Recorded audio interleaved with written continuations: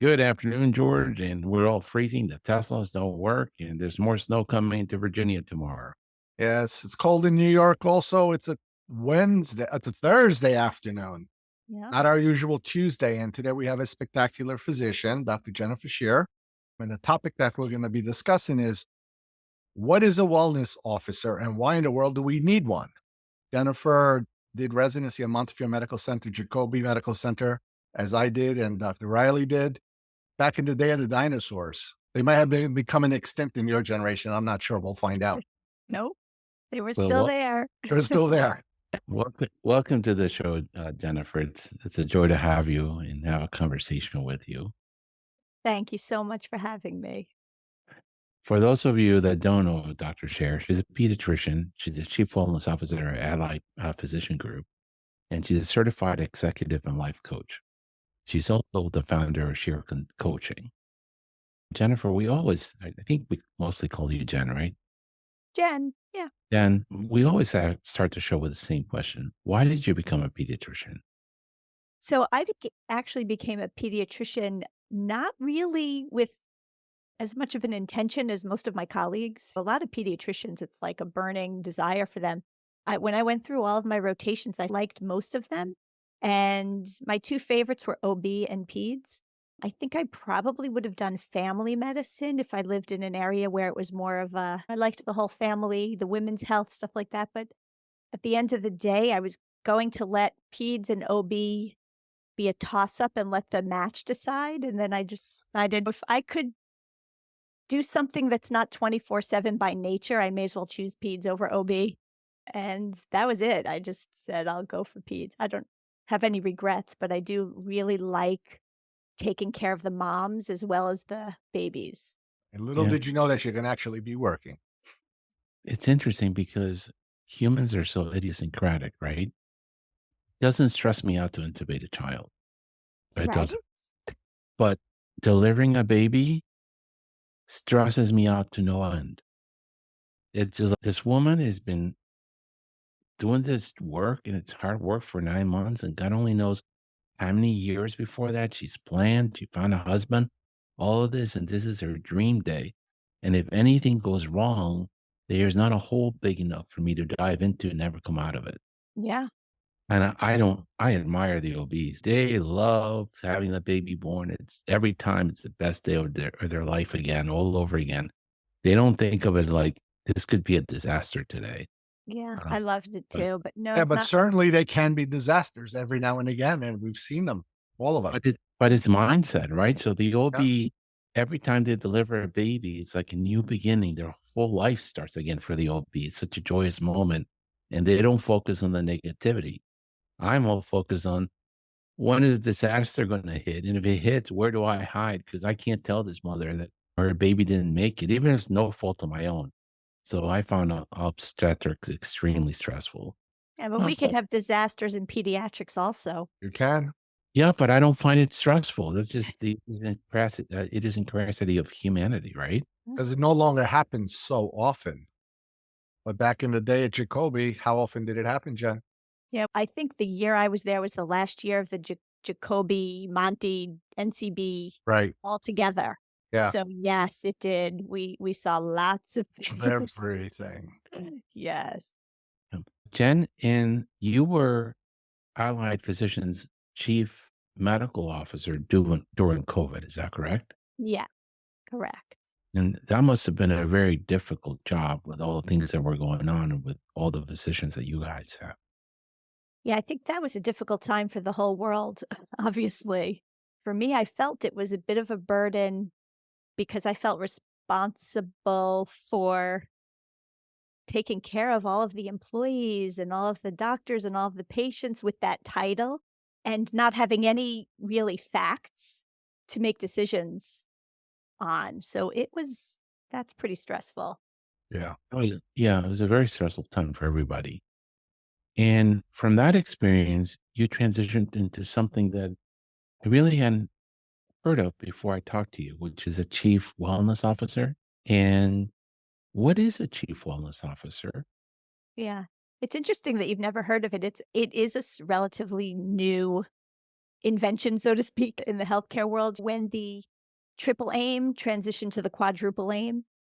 I don't remember what year that was, but a focus on physician well-being became added to the triple aim. And over the last few years, these physician wellness officers have been popping up, and it's really an executive level person who is added to the team to be the voice and of the people in the company, right? So that it's equal at the table to talking about the quality and the metrics and the finances is the well-being of the people. And so in the corporate world, I think they've done away with it. They go through stages. During COVID, they all hired chief diversity, equity, inclusion officer. Now they're Mhm, firing them all. Then, mhm. but before that, I think they have a chief human capital officer or some fancy Yeah. title like that. And I think it's no longer in vogue. But I don't know what a human capital officer is, but it's interesting you mentioned the DEI because I feel a similar way about the wellness officer. Everybody's talking about the mental health crisis, and so some companies are putting this wellness just as a checkbox, just like some companies put a DEI just as a checkbox as opposed to really doing some meaningful things. So you can tell the difference in companies who are really caring about the well-being of their people versus just a check in a box. yeah, certain companies, nobody likes doctors, nobody likes hospitals, nobody likes airlines. That's just the case. It's just, you gotta own it. They have the worst customer satisfaction ratings of any industry. But Southwest Airlines, for example, Mhm. is very big on their employees. They feel that that's what makes their airline competitive more so than their less expensive fares. And that just by the way that the employees of Southwest behave, they tend to be happy, they smile, they goof off on the plane. It's just very focused and they feel that more than their planes, more than the revenue that they make, the people is what makes Southwest Airlines. Yeah, it's from Correct. But the leadership. infrastructure also makes it. They used to have a really good infrastructure. Now they have a terrible infrastructure. They cancel flights all the time to the point where I no longer fly Southwest. You were just upset because they don't fly out of Long Island Well, they used anymore. to fly 5 times. Now they don't fly at all. They That's fly to your people. Orlando. They cancel like crazy. Forget them. Right, What well, do the you point, George, because the point is that it's not just the people, but it's Mhm. also the plant, so to speak. Correct. Correct. That is And one you've point. got to have both, Yep. 100%. You can fly, since we're talking about planes, you can fly Frontier. Like when we came back to Florida the other night, we took my son to take Frontier. It took Spirit. Paid a Spirit, same thing. Oh my, They say they're both no frills airlines. Yeah, they paid not Spirit too is my much to go to choice. Florida, but they got delayed. They had no seats. They stayed way in the back. They had to pay for carry-on luggage. They had to pay for a boarding pass, Mhm. and they So, didn't have infrastructure. so Delta has nice people. They have the infrastructure. You check in, you go, you sit down, you're called in. They give you some chips, and you got home on time. Tell me about that. So I would think that if you can say talk about Spirit, it's a good example. Spirit is a company that doesn't care about its customer, doesn't care about its employees, has to care about safety because otherwise they're out of business. But their main focus is delivering you the cheapest airfare possible Mhm. with no frills. The seats don't even have cushions. Yep, and they stay But straight. the people, both the customer and the people that they employ, are not important. Yep. Their focus is the cheapest airfare. It seems to me that's what you're trying to do for medical practice is to put the focus back on the people that are responsible for caring for the kids. Because often we were trained like Navy SEALs. There's a mission to be done. Yeah, but it's 10 degrees outside. Doesn't matter. Yeah. The sick kid doesn't know if it's 10 degrees outside, if it's 3 in the morning, or if it's a holiday. You put your pants on and you get out there. And we need to bring some of that humanity back Mhm. into the way we provide care because we're losing ourselves. give you an example. And I remember my partner and I, who also trained at Monty, when we used to, no matter what the snow was, we would do everything we could to get to the office Right. to open up. And one time we got there and the parking lot wasn't paved. And we called the landlord, basically kicking and screaming, like, you got to be. He said, "What are you doing? It's not safe for your employees. It's not safe for your patients. It's Correct. not, you're not an emergent. This is not an emergency room." And it was this aha moment. Oh my God, what are we doing? These are most of our employees. They're not driving SUVs. It's just, so that was a real aha moment. There's no shame in staying home for a snowstorm. And now, especially with telemed, you can actually stay home and actually work. Yeah. Yeah. But when they say it's going to snow tomorrow and it doesn't snow and everybody stays home, Yes, that's that's a enough. little over the top. Wait for Over it the to top. snow.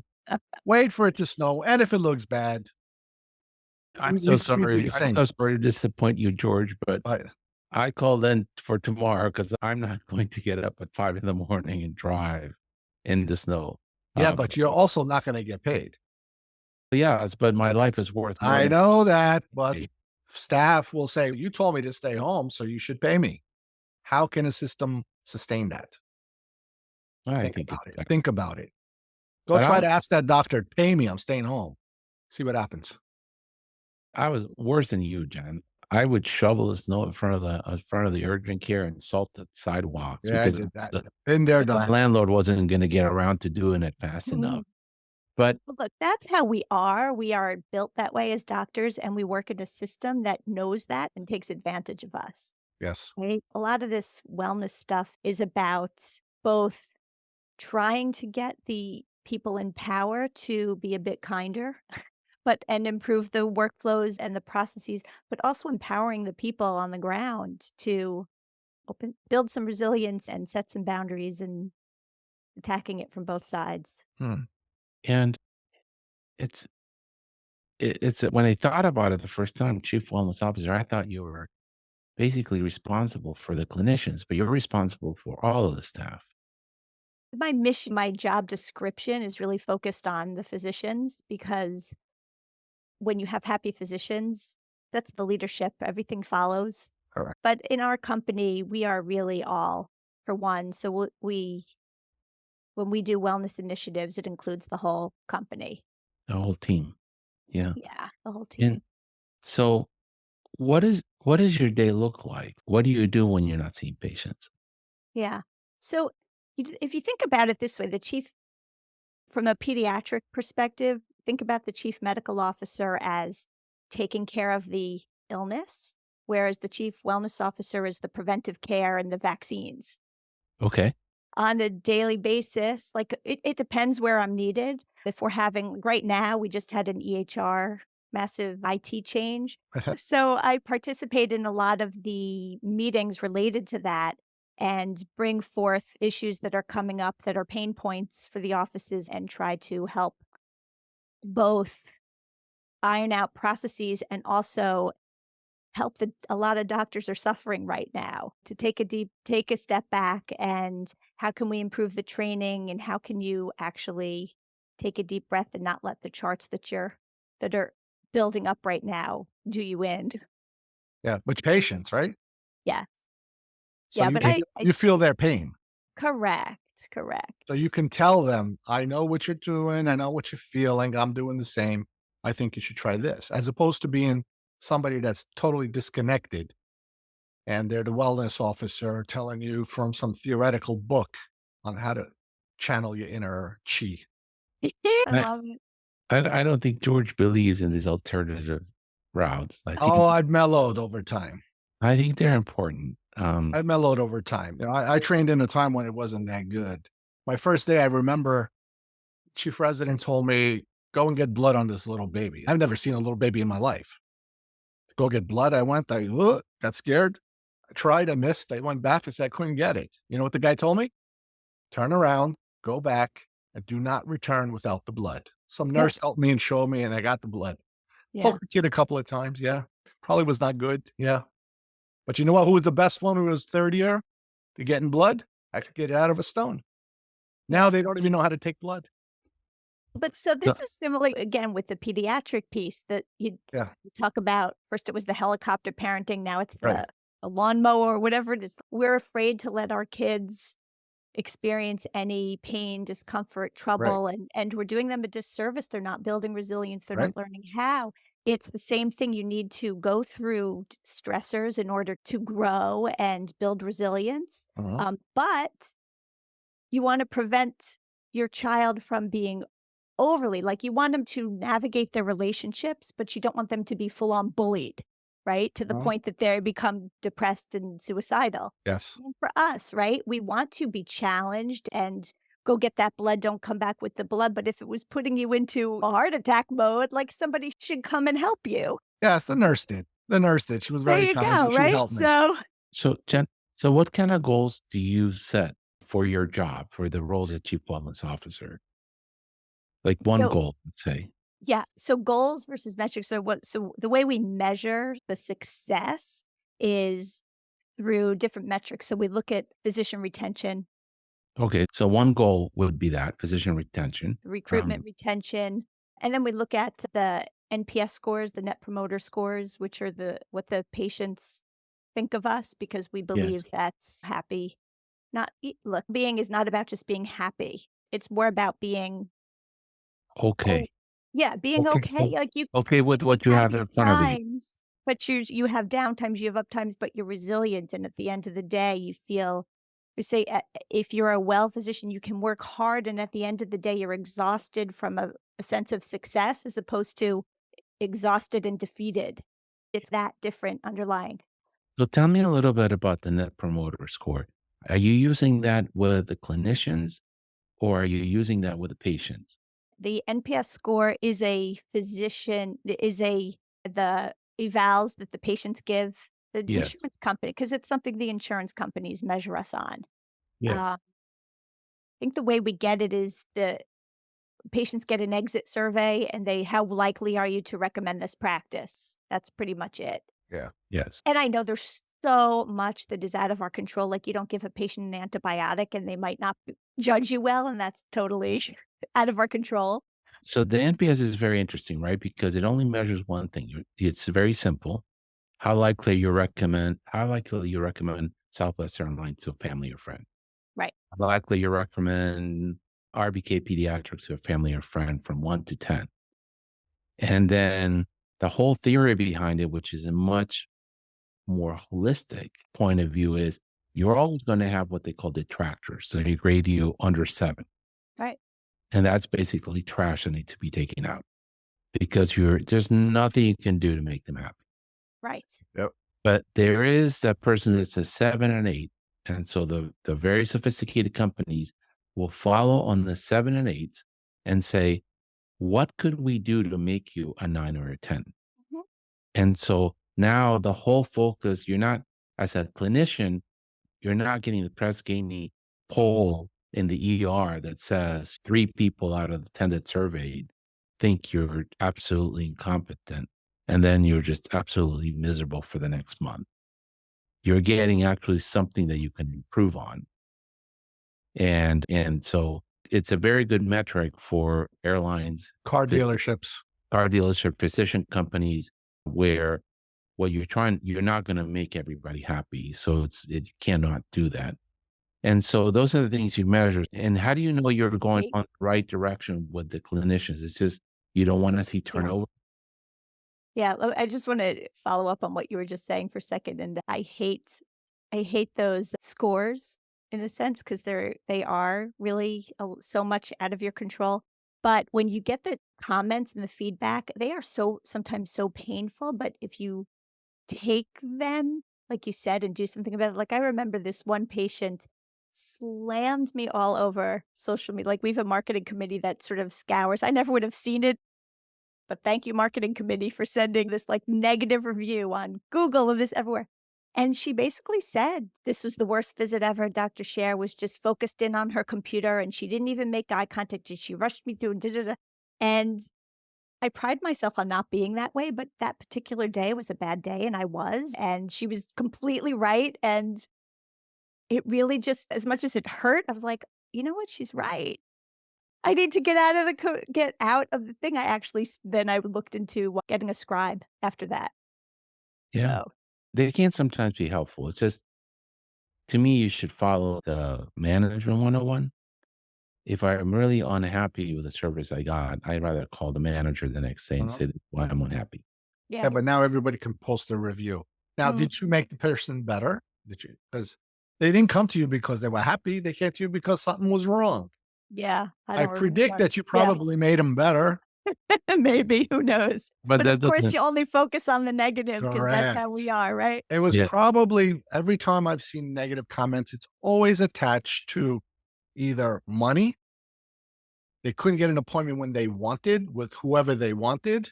They waited too long because something happened. And so culture is extremely important. And the larger the company gets, culture becomes more important. You can have Correct. all financial metrics and quality metrics you want. But if the culture's toxic, you might meet the metrics, but everybody's looking to when they can get out of there. Yes. Oh, Yeah, the CEO has a huge role in 100%. creating the culture. Yep. So, what does a chief wellness officer do in Yeah. the creation of the culture? And really, what I call, because if you really want to meet, I went off the script on Tuesday because it irritates me when people talk about DEI and all these Medicaid practices with Black and brown doctors serving the communities that they grew up on are going belly up because they're not being paid enough and they're being burdened to no end with do this and do that, and you have to do this and you got to do that, or else we're not going to pay you. And then they close up shop, and the other doctors in the town close shop. No one comes to open up an office. Well, we talk to their blue in their face about how important DEI is and how important it is to have a physician that looks like you, and we do zero to support it. So, what is your role in building culture along the side of the CEO is? Yeah. Yeah, but before you go into that, Yeah. remember back in the day when we were kids, what happened to all those people that had no physician after 4 o'clock? They went to Jacoby Medical Center. I don't know if this happened when you were there, but I can tell you Yes. when I was there, people would go in and sign to register today to come and be seen tomorrow. Was it still like that? I don't remember that. People Yeah. would Yeah. come. 18, 20-hour wait. Wow. The problem, George, is that the as greedy as the health systems are, because they are greedy, Yeah. they're closing down their pediatric and maternal infant lines of care because they can't even figure out how to make money out of it. Yeah. And there's a point where they say, "We're not losing more money." Yeah. They replace like they're doing that at our hospital at I don't want to say who, but they're gonna replace it with I think an oncology ward Mhm. because it makes money. Yeah. So so what irritates me is when you talk and you don't walk the talk. So I think You people do. Yes, you I do. think all kids deserve a not an excellent pediatrician, a good pediatrician in their community. Better yet, if they speak their language, it's awesome. And if they somewhat look like them, not necessary, because I know plenty of great doctors that have staff to translate Spanish for them. And they go in with the staff, and the staff translates, and the message gets carried across, and the kid gets great care. But that means let's just stop talking about it and let's put the dollars behind their mouth because those communities do need care. How can they put the money behind them? They don't want to. No, how can they? Have Medicaid pay well. Right. You don't have What a insurance. concept, rocket science. Let's stop talking and let's do it. But anyhow, how do you help a Carrie Farnstein, the CEO, build a healthy culture Right. So, throughout the organization? Because you guys are huge. You got, I don't know, yeah, and it's 30 some, challenging. 30 some I'm not gonna offices. lie. It's hard enough to keep a positive culture in your own individual office. But when you're talking about a big, huge company, it's very challenging. And I'll say that it starts with like you were saying about the leadership at the airlines, it starts with the leadership. A wellness program and a chief wellness officer is purely a check mark. And unless the CEO truly believes that it's valuable, And look, you save one physician. I don't have the numbers in front of me right now, but you have saved a lot of money for the company if you prevent Correct. one doctor from quitting. Yeah, but Carrie's a different breed of person. She's amazing. She gets what she wants. She's a tough cookie. She does the right thing all the time, and she's a good doctor, Yeah. Yeah. you But know? so So, how do I do so she sets the tone yeah. and I look, you say there's no creating a positive culture. You can only support and nurture and try and help it grow. The culture is the sum of what everybody's putting into. I always equate it to it's the air you breathe. You don't really notice the air you breathe until the wildfires are coming down from Canada and all of a sudden you can't breathe or it's hazy, hot, and humid, right? So you can have a great culture and you don't really realize it until you have one toxic person. So we do a lot of trainings and things to try and get people to realize, especially starting with the leaders. So I work a lot with the office managers and the lead physicians. Each office has its own considered like the managing partner or the lead physician of each location. And so there are trainings and things to try to help people build their emotional resilience and pause before we all get stressed out, but how do you assume good intentions of either the patient in front of you or the other person who you just had an interaction with? And speaking of walking the walk and talking the talk, in terms of seeing patients, this is also stuff that I've practiced myself for so many years, so it comes naturally to run these little webinars and sessions and support groups, and I think it's the one thing I didn't realize how effective it was. You wanna call it, chi or whatever you wanna call it, but this stuff works. I feel like the time during COVID, I not only was I chief medical officer, but also both of my parents had COVID. My mom almost died. My father did die. It was a very stressful time, and yet through it all, I managed to, like, tap into this kind of and I was like, "I can't even believe all this is happening," and I'm just like, this stuff works, this individual sort of self-care, whether it's meditation, yoga, cognitive reframing, all that stuff. All right, that's Okay. good. I agree with that. It does work if you're really truly stressed, but what do you do when it goes to Yeah, take advantage of it? I saw you pumping a beat joining the yoga class there. You did a great job, George. Yeah, What do you Y do when what? Someone takes like, advantage of yeah, it takes advantage. "Oh, I'm feeling Yeah, stressed, I can't come to work." We have a responsibility to go see the patients. 100%, absolutely. So wait we have ways of trying to help people through this is largely through HR, and I work with so we have this HR and experience team that works together. So it's about setting expectations similar again, everything comes back to pediatrics. You guys know that, right? Like, how do you support a child? How do you set hold them accountable for breaking curfew, right? You don't have to scream and yell at them. Say, "Oh, I'm sorry you missed that. You don't have the car for 2 weeks." There are ways of holding people accountable for their actions at the office. You have to be willing to fire people. That's what it comes down to. A lot of the people are afraid to fire people because we're all so short-staffed, but when you have someone How can taking you fire a physician? Yeah, you can. usually physicians' misbehavior is not is I I don't find we d I don't, at least in my experience, find most doctors are super much taking advantage. I think most Mhm, of them usually when they're having a problem, it's because a need isn't being met or they're, right. like, they need support in some way. But Mhm. if they are actually taking advantage, then yeah, we have a disciplinary policy up to and including we've had to send people to sensitivity trainings and things like that to Herb needs to go to that. Yeah, they've tried that. They tried that several times, even a lobotomy, it didn't help. But no, to George's point, when I worked for the big emergency room group, they already in '95, they had 120 physicians in 5 different hospitals that they covered. How their culture wasn't the best culture, but because their culture was focused on money as opposed to quality in the Mhm. physicians, but they were very profitable. However, they did away with the problems of people not showing up because they're lazy. People are paid by the hour. And so if you don't show up to your shift, you don't make any money. Yeah, Voila. yeah, People start showing up and they had a stick too. yeah.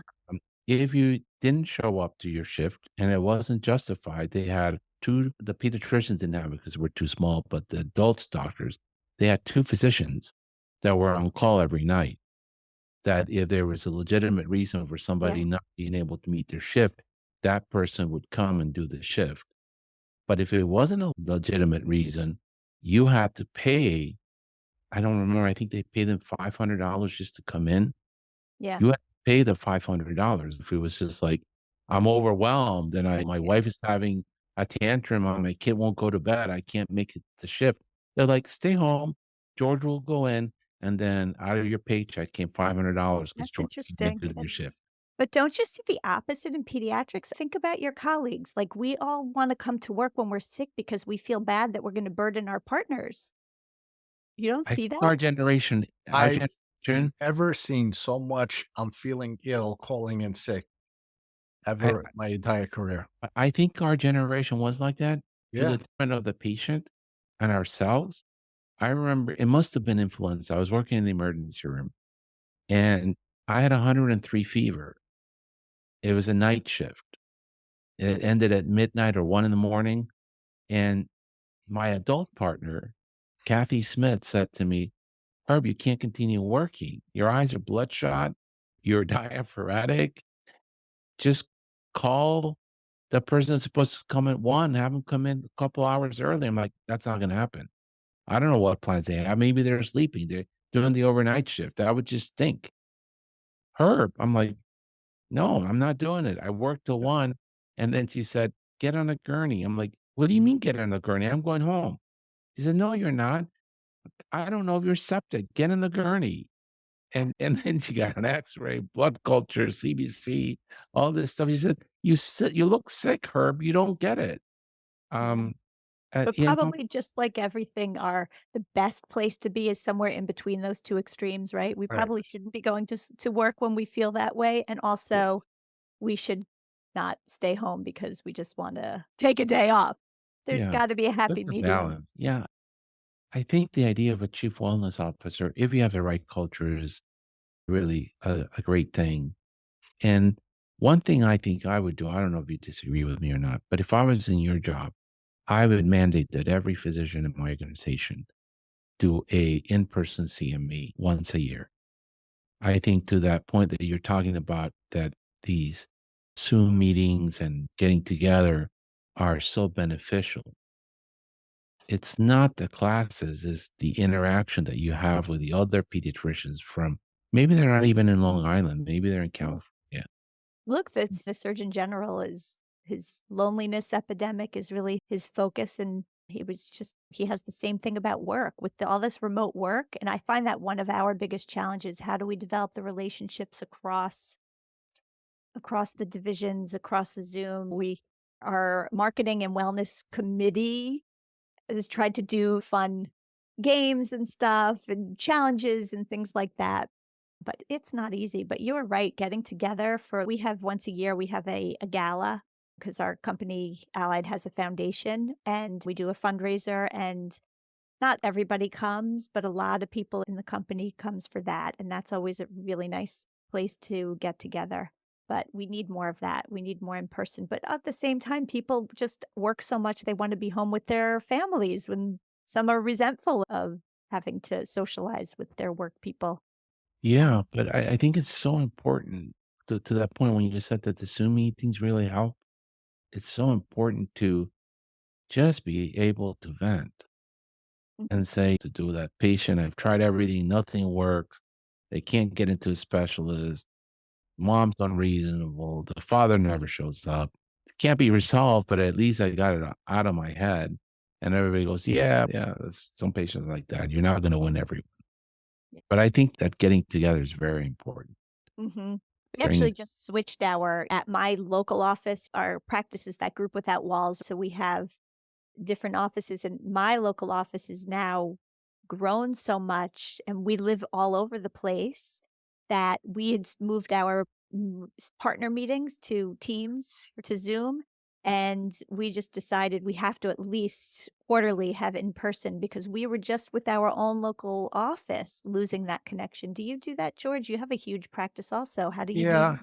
It's very difficult to get The partner physicians, we see each other. Sometimes we do a Zoom meeting because it's easier. Mhm. With the other physicians, we tried to do some Zoom meetings. Some of them would come. They definitely don't want to come in person. Mhm. We've had more luck with Zoom meetings, but they get to express their opinions. We can change things, but the in-person thing with doctors is it's like next to impossible. Yeah. Yeah, it's very hard. I got baseball, I got soccer, I got to go to dinner, Right? I got a date, I got 15 reasons why you can't do it. Yeah. Now, Jen, you also started a podcast. What's your podcast about, and why did you start a I podcast? did. The podcast is called Reinventing the White Coat.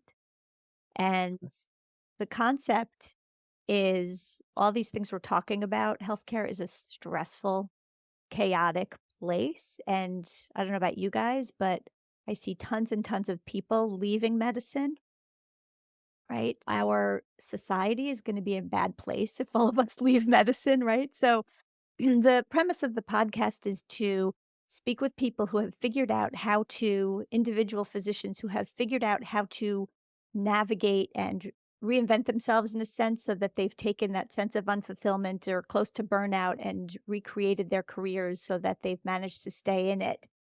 As well as talking to healthcare leaders who have been innovative and are doing things to try to make their workplaces better.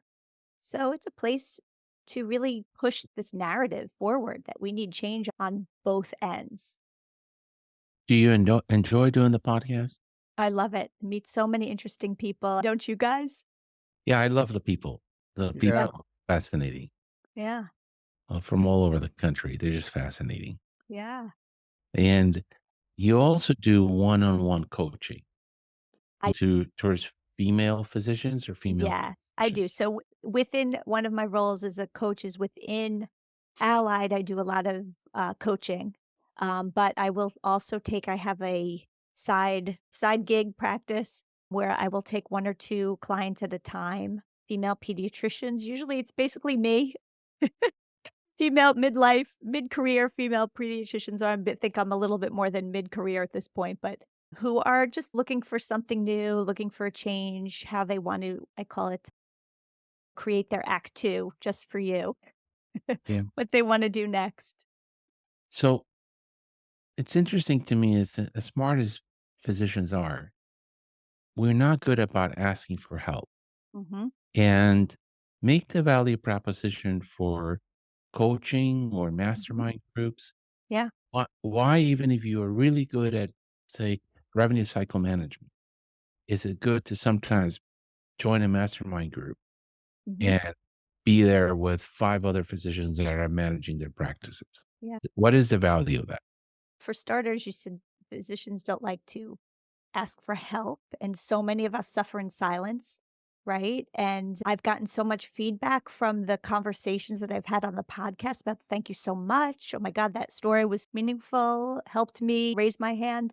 But the value proposition for a mastermind and things like that is similar to CME. Where does that energy and passion? Most of us are we truly went into pediatrics or medicine or healthcare something because we felt a strong passion for something meaningful, and that is really what helps us move forward through the difficult times. Who the heck would want to work in these chaotic environments unless we had something that was truly meaningful?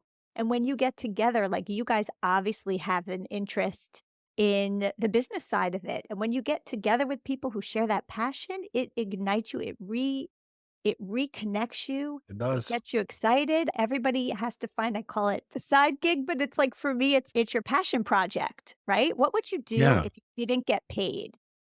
What would you do if you didn't get paid? That's what your true passion is. And to coordinate with people who are like-minded is priceless.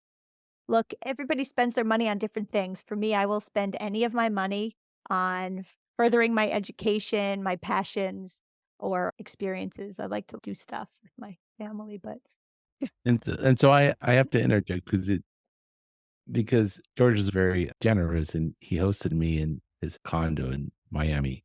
And nice. as soon as I sit down, of course, 'cause I have a one-track mind, I start talking about business. And his Yeah, wa Dahlia is also a pediatrician, says, "Enough! Here to talk about RBK.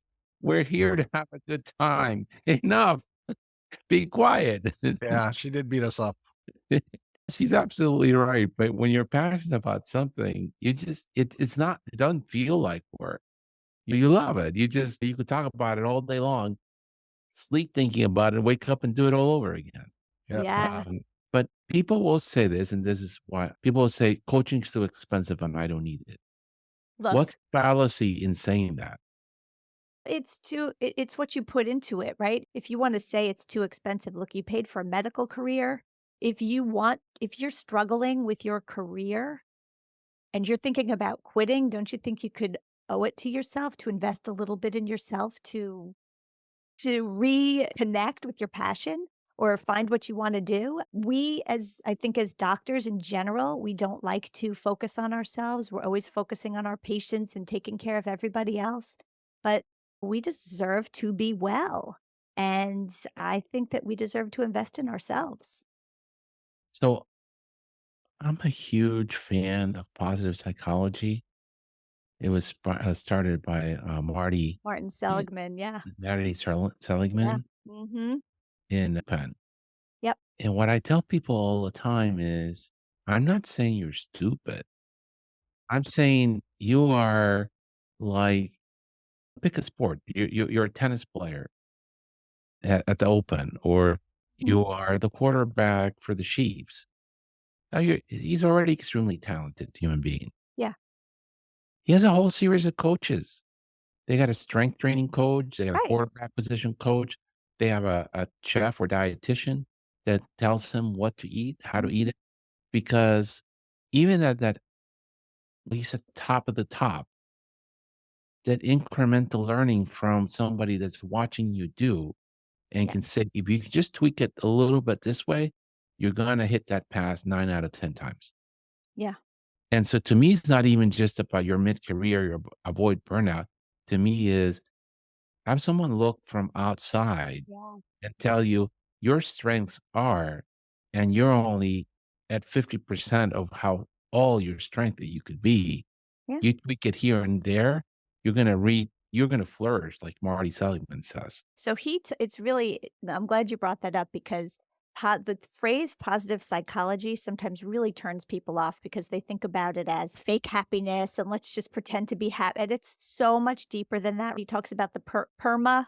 Yes, there's Yeah, positive emotion, but it's also about the true sense of flourishing and well being. It's about engagement, relationships, meaning, and what's the A? Achievement, right? yeah. And it's about building those resilience muscles. It is literally just like you said, a coach, like you can go to the gym and build your physical muscles. You can learn how to develop a sense of flourishing and well-being by going through exercises, and coaches will help you do that. And they create the space for you to go through those cognitive exercises. And I just think it's a gift.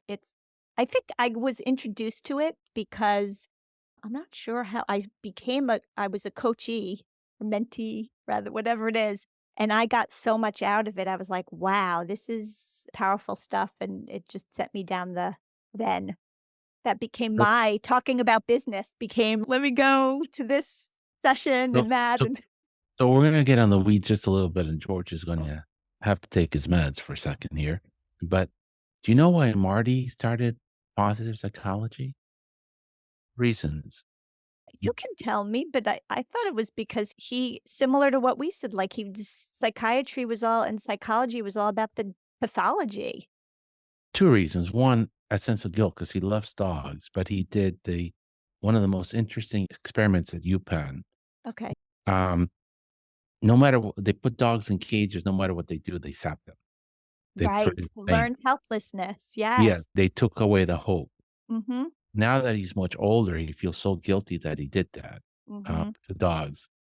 And then, like you said, he was the president of the American Society of Psychologists, mhm, and he just sat down around a table and said, "Guys, we have this wrong. We only study people who are depressed. yeah, And even if on the best medication, best psychologist, cognitive behavioral therapy, You can get somebody who's feeling a -10 to a -2. That's not living. What are the people that went to war and came back and had post-traumatic growth, not post-traumatic stress? There are women that are raped and they're completely happy. You can't imagine a worse experience in life. People lose limbs and they're happy. What are the people that are happy, genuinely well, doing? Yeah, this is That's it. what we should need to study so that others can emulate, so Right. that they can survive whatever trauma life will throw at them, because life will throw stuff at you. Correct. You can't control what's happening around Right. you, but if you can go through it with that sense of well-being and resilience, and it again, I go back to medicine. It's like, of course, you want to take care of the sick people who end up in the hospital and with diseases, but won't you want to also prevent them from Yeah. getting sick? And that is what positive psychology and all this wellness stuff. And for me, I've I take it into the woo a little bit. I do a lot of meditation and yoga and that type of stuff because I find it incredibly Well, helpful. here's the fascinating thing, right? So he was at the same table. He's the president or chief, I don't know, of the American Psychology Society. And depression has a high rate of relapse, and no one really knows what to do with it. So they asked, I think Pharma asked them about doing a study, and they couldn't do a study because the N would have to be so large. And he reached out to John Kabat-Zinn Mm, the out of MBSR Boston. guy, mindfulness-based stress reduction. Yes. And they created that program for depression, and it reduces relapse rate by more than 50% and gets people off of drugs. Yeah. This is what my partner always says when we give because of course you're gonna give your Lexapro and your Prozac and all that Of to your course. patient, but because it's so hard to get therapy and to get all these things, she always says, "Pills don't teach skills. You have to engage in these other supportive." Things, but Yeah. it's very interesting that if you talk to John, I've never talked to him, I just heard his lectures, but if you listen to John Mhm. and read his book, he's in multiple books, Yeah. um, and this mindfulness, stress reduction program is used by the British health system Mhm. as a standard of care after you go off of your Lexapro. Yeah. Oh, I Um, wish we had that here. and they say you can't put someone that's clinically depressed through this program. They don't have the energy level to Right. complete. You gotta get to a certain So level. you need the medications Yeah. to get them out of the hole they're in. Mhm. Once their head's out of the hole, that's when you can teach them skills Yeah. so that they can maintain themselves out of that hole again. It's Um, interesting, that's the way they also describe the difference between therapy and coaching. People often ask me, "What's the difference?" Right? So, right. if you're below the baseline, you really need therapy to get to the or medication or whatever, but once you're good, when you wanna get great, that's when you Yes, yes, I yeah. think Masterminds coaching is about you're already doing well. Yes, Let's get you to to the the next best level. performance that you can be, Right. or that whether it's as a physician, as a manager, as a tennis player, car driver, whatever it is that you wanna be. But yeah, it's fascinating. I think we don't do enough of it. And we don't talk about the health implications as well. All of the research around the cascade of inflammatory responses and our physiologic responses to all of this and disease associated hypertension and heart disease. And I'm excited to see the more and more research come out on that. So this is not research, this is anecdotal, but I started following and I dropped off. The problem was keeping it up, is that keep being consistent, that's Yes. the difficult part. But I read John's book, and I'm like, "Nah, this is nonsense. I'm gonna try this because it's not gonna make any difference in my life," right? It's just it's a lot of time commitment. It's not gonna make a difference. I've never seen my HDL be so high. That's I amazing. I bike, I walk, I do all these things, nothing helps. But meditation, for whatever reason, I don't understand physiologically why it does it, increases your HDL, mine at least. And yes, you're right. I think we need to look at alternative ways other than pills and doctor visits to keep Yeah. people. at the top of their game because it's necessary. What else have I not asked you that you think is Oh important? my goodness, you guys are incredibly thorough. Great. I would say the only thing I would say is that we are trying to fix our airplane since we were talking about the airline industry, right? Yeah. Healthcare is a system that needs to be fixed while we're flying it. Yes. Yes. Yeah. We've got a lot of people in the community that depend on us, so let's do it together. A We lot of work do. to be done. We do. But sometimes, I don't know. I think we were beaten so much that doctors can't get out of their own way. I know, I know. And It's the and learned when it helplessness. Yes. A lot basically, of hope. yes, learned Yes. helplessness. We And we are in an injunction where physicians feel no hope. Mm, Like the work we're doing is not important. If it is important, nobody values it. it is important. We don't give shots at runny noses. We save children one day at a time. I yeah. understand, but I think the feeling is I'm forced to click on the computer so many silly things that don't add value That is true. That is and jump through all these hoops. And it's not only pediatricians. I think that's just a sentiment most physicians have. yes. N- I'm wasting a lot of resources and time of my day that I would like to devote to take care of patients. Yeah. And I'm not allowed, and people don't really see the value, whether whoever I am, orthopedic surgeon, a dermatologist, they don't see the value in what I'm doing. And the politicians are not helping, and the health systems are following the money. And as opposed to when we grew up, the hospitals put their flagship in an underserved community because that's where the need was. And they ran on charity and they didn't care if they got paid for seeing the kid or not. They just provided the service. Yeah. Then we changed to you got to make money out of every transaction. And that neighborhood's no longer good for us. We're going to go to the suburbs where people have insurance and they pay for their care. Have you spoken to a lot of people who do direct primary care? Because Yeah, they seem like the happiest. They're the happiest doctors. it's a wonderful model for family practice in pediatrics. It's a wonderful model. You have to be in the right neighborhood too. Yeah. It's not very expensive. I I mean, know. an Shockingly. internal medicine or family practice DPC will charge you 75, $80 a month, which is less than your cell phone. Mhm. And you're not rushed. They have 30 minutes appointments and you can text them if you're concerned about something. They actually know you when you walk in. Yeah, they're very happy with that model. Yeah.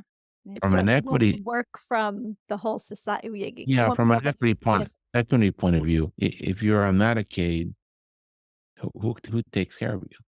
Mhm. Emergency room. We're not gonna solve that today. No. I At least today they don't have to wait 18 hours like they did in Right. '96. It's like anything else. I think sometimes things have to get bad enough Mhm. to where people go, "This is not sustainable, it needs to be changed." Yeah. And I think we're very inching very close to that. We talked to a lot of people, and there's a lot of communities that are losing maternal infant care and are losing pediatricians. But when they lose a pediatrician, they lose OB too. Yeah. Internal medicine goes, and there's no one to see these people. There's no referrals for the specialist. And so these areas become deserts of no care. Mhm. But I think that'll change. And maybe I think it'll change before I'm no longer a pediatrician, but maybe not. We'll Uh, see. Always wonderful talking to you. Yeah, thank you, Jen. Thank you so much for having me, you No guys. It was a problem. pleasure. Hope to see you soon in real life. Yeah.